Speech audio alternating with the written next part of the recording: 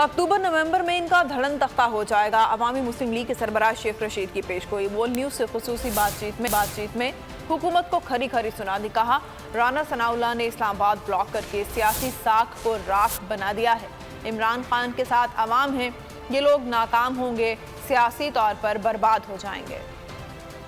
वो अकल का अंधा है, उसको अकल नहीं है, उसका ज़हनी तवाज़न जो है वो मेरे नज़दीक शक में है। अगर यहाँ चले जाते ये पुरअमन इhtजाज हो जाता, क्या हो जाता? सारा इस्लामाबाद को ब्लॉक करके उन्होंने अपनी सियासी साख को राख बनाया है। इंशाअल्लाह ताला इमरान खान के साथ लोग हैं, अल्लाह कामयाबी देगा। ये नाकाम होंगे, नाशाद होंगे, सियासी तौर पर बर्बाद होंगे। हम फसाद नहीं चाहते। 25 तारीख को भी इमरान खान ने सुबह के वक्त ही कहा कि आप डिस्पर्स हो जाएं, क्योंकि ये लाशें चाहते हैं, हम इनको लाशें नहीं देना चाहते। अक्टूबर नवंबर में इंशाअल्लाह। इलेक्शन कमीशन के फैसले के खिलाफ तहरीक इंसाफ ने मुल्क भर में एहतजाजी मुजाहरे किए। शहर शहर कारकुन इलेक्शन कमीशन के दफातर के बाहर जमा हुए और नारे भी लगाए। इलेक्शन कमीशन मंजूर है, ना ही इसका फैसला। इमरान खान के कारकुन शहर शहर एहतजाज पर निकल आए। कराची इलेक्शन कमीशन के दफ्तर के बाहर हुआ बड़ा मुजाहिरा, जिसमें अवाम का जम्मे गफीर मौजूद था। कारकुनों को इमरान खान का खिताब बड़ी स्क्रीन पर दिखाया गया। बोल से बातचीत में PTI रहनुमा अरसलान ताज ने कहा कि फैसला इंसाफ के खिलाफ है। इलेक्शन कमीशन जमहूरियत की एक बुनियादी एक इदारा है और उसकी तरफ से डिस्क्रिमिनेशन एक ही पार्टी को टारगेट किया जा रहा है। फैसले के खिलाफ लाहौर में भी सूबाई इलेक्शन कमीशन के बाहर मुजाहिरा किया गया। कारकुनों को इमरान खान का खिताब बड़ी स्क्रीन पर दिखाया गया। किसी के लिए गड़ा खोदते हैं तो आप खुद गिर जाते हैं। इन्होंने पाकिस्तान तहरीक इंसाफ के लिए गड़ा, जैसे पहले एक रजीम चेंज का गड़ा खोदा था ना, तो ये खुद गिर गए उसमें। अब इलेक्शन कमीशन ने ये गड़ा खोदा है।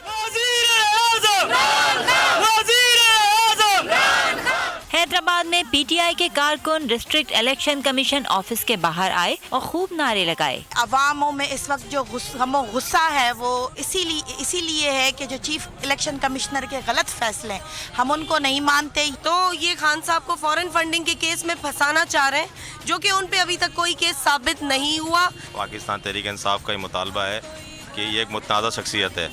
चीफ इलेक्शन कमिश्नर एक नून लीग का बंदा है, वो पार्टी से मुंसलिक है। लाड़काना, जैकबाबाद, सजावल और दीगर छोटे बड़े शहरों में भी तहरीक इंसाफ के कारकुनों ने इलेक्शन कमीशन के फैसले के खिलाफ एहतजाज किया, नारे लगाए। इलेक्शन कमीशन ने PTI ममनुआ फंडिंग केस का फैसला सुनाया था। नून लीग और पीपल्स पार्टी की फंडिंग से मुताल्लिक केसेस भी इलेक्शन कमीशन में चल रहे हैं, जिनका फैसला आना अभी बाकी है। इमरान खान की मकबूलियत से खौफजदा हुकूमत मुल्क के तमाम मसाइल भुलाकर इमरान खान को गेम से आउट करने पर तुल गई। विफाकी काबीना ने इमरान खान की नाअहली का रेफरेंस जाहिर करने की मंजूरी दे दी है।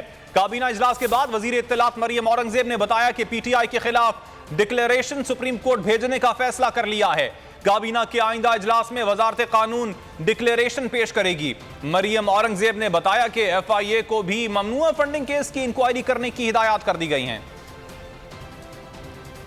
इलेक्शन कमीशन जो फैसला है उसमें वाज़िया तौर पर जो पाकिस्तान तहरीक इंसाफ है वो फॉरेन एडेड पार्टी डिक्लेयर हुई है। हुकूमत पाकिस्तान जो है वो इस बात की पाबंद है कि एक डिक्लेरेशन इलेक्शन कमीशन के फैसले के मुताबिक जो है वो सुप्रीम कोर्ट भिजवाने का असूली फ़ैसला कर लिया गया है। जिन जिन अकाउंट्स के ज़रिए ये पैसा आया, जिनको डिक्लेयर नहीं किया गया और ज़ाती मुलाजमीन के नाम के ऊपर ये पैसे मंगा कर इसको किया गया, उसके ऊपर काबीना ने ये हदायत जारी की है FIA को, इंटीरियर मिनिस्ट्री को, कि इसके अंदर जो कानून और आइन के मुताबिक इसके ऊपर एक मुकम्मल गैर जानिबदार इंडिपेंडेंट इंक्वायरी और इन्वेस्टिगेशन हो। तो तमाम जो मालियाती अदारे हैं, जो तहकीकाती अदारे हैं, उनके साथ मिलकर FIA को ये डायरेक्शन दी गई है आज कि वो फौरी तौर पर इसके ऊपर इंक्वायरी स्टार्ट करे। वो तमाम लोग जो इसके अंदर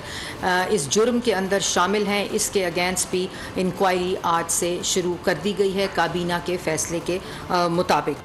बौखलाहट का शिकार PDM ऊंचे हथकंडों पर उतर आई। PDM ने इमरान खान के खिलाफ नाअहली रेफरेंस इलेक्शन कमीशन में दायर कर दिया।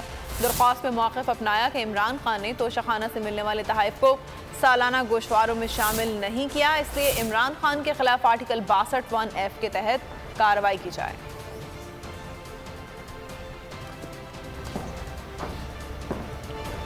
इंपोर्टेड हुकूमत का एक और यू टर्न, ताजरों के लिए फिक्स टैक्स स्कीम 1 साल के लिए वापस ले ली गई। वजीर खजाना मिफ्ता इस्माइल और वजीर पाक डिवीजन खुरम दस्तगीर ने ऐलान कर दिया, कहा नून लीग की क़यादत और मरियम नवाज के पुरजोर असरार पर फिक्स टैक्स स्कीम खत्म कर रहे हैं। रवा माली साल के बिजली के बिलों में फिक्स टैक्स नहीं लगेगा।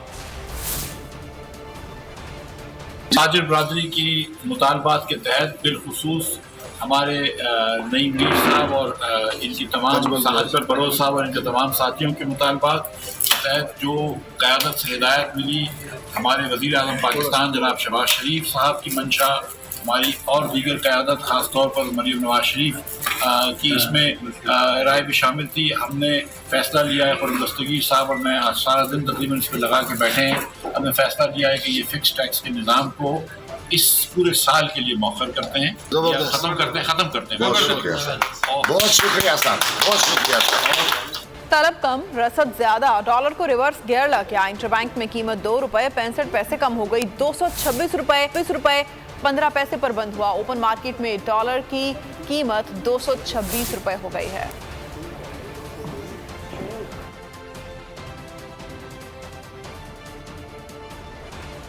हुकूमत ने IMF के सामने घुटने टेकने की हद कर दी। मुल्क में पेट्रोलियम मसनूआत की कीमतों का तयन अब हफ्तावार बुनियादों पर किए जाने का इम्कान है। ज़राए का कहना है कि काबीना की मंजूरी के बाद जल्द ही IMF के इस नए मुतालबे पर भी अमल कर दिया जाएगा।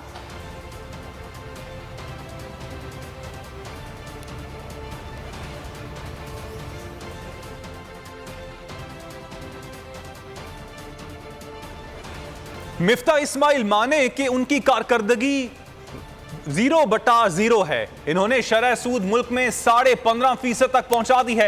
ये महंगी बिजली बना रहे हैं। इन्होंने डॉलर को महंगा तरीन कर दिया है। आवाम के बिजली के बिलों में हजारों रुपए इजाफा हो गया है। इस्लामाबाद में प्रेस कॉन्फ्रेंस में उमर अयूब ने कहा कि हुकूमत ने दुनिया में तेल सस्ता होने के बावजूद 70 रोज तक तेल का स्टॉक महंगा उठा लिया, जिससे करप्शन की बू आती है। उमर अयूब ने कहा कि आज महंगाई की वजह से आम शहरियों का जीना मुश्किल हो गया है। किचन का खर्च इन लोगों ने आसमान तक पहुंचा दिया है। बार बार कहते हैं पाकिस्तान तहरीक इंसाफ की हुकूमत पे तनकीद करते हैं। मैं कहता हूँ मिफ्ता भाई, आप ये देखें कि जिस वक्त आपने इकोनॉमिक सर्वे को प्रेजेंट किया, आप लोगों की हुकूमत की कारकर्दगी 0/0। आवाम का आप हाल देखें, लोग पिस रहे हैं। बिजली का बिल जिसका 1000 रुपये था वो इस वक्त 5000 रुपये हो गया है। तेल की कीमतें जो हैं इस वक्त दुनिया में कम हो रही हैं, और ये इम्पोर्टेड हुकूमत, ये निकम्मी तेरा मैं कहूँगा, ये लोग क्या कर रहे हैं, ये RFO का स्टॉक जिस पे बिजली नहीं बनानी चाहिए बल्कि आपको या कोयला, इनको कोयले के प्लांट्स तकरीबन 25% कैपेसिटी पे चल रहे हैं। गैस इनको कोई देने के लिए तैयार नहीं है, स्पॉट मार्केट्स में इनको देने के लिए तैयार नहीं। और उसकी बुनियादी वजह यह है कि इस वक्त जो क्राइसिस आया हुआ है वो इसलिए आया है कि फिच एक एजेंसी थी और मूडीज़, उन्होंने पाकिस्तान को स्टेबल से नेगेटिव पे रेट किया। उसकी वजह से बैनुल-अक़वामी बैंक्स जो हैं उन्होंने कहा कि आप 100% LC मार्जिन, 100% आप पैसा रखें तो तब आपकी LCs खुलेंगी और आप LNG इंपोर्ट कर सकेंगे। Army chief general Qamar Javed Bajwa ने रिसालपुर और नौशहरा का दौरा किया है। Military college of caring Risalpur पहुंचने पर आर्मी चीफ ने यादगार शहदा पर फूल चढ़ाया और फातह खानी की। उन्हें इस मौके पर ब्रीफिंग दी गई। बताया गया कि कॉलेज में ट्रेनिंग की सहूलियत क्या है और किस तरह से तरबियत दी जाती है। बारूदी मवाद से निपटने के लिए तरबियत पर भी रोशनी डाली गई। MCE तरबियती इदारा दोस्त ममालिक, आर्मी, नेवी और पुलिस के इश्तराक से कायम है, जो फौज और बहरिया के एहलकारों को तरबियत फराहम करता है। इदारे की तरबियत ने दहशत गर्दी के खिलाफ जंग में माहिरीन और अफरादी कुव्वत मुहैया करने में अहम किरदार अदा किया है। आर्मी चीफ ने इंजीनियरिंग कोर के अफसरान की टीम को सराहा और उनकी पेशा वाराना महारत की तारीफ की। आर्मी चीफ ने स्कूल ऑफ आर्मर और मैकनाइज्ड फेयर नौशहरा का भी दौरा किया, जहां उन्होंने TV फॉर्नाटिक की तरबियत देने वाले कॉम्प्लेक्स का इफ्तिताह किया। सब्सक्राइब करें और बेल दबाएं ताकि कोई खबर रह न जाए।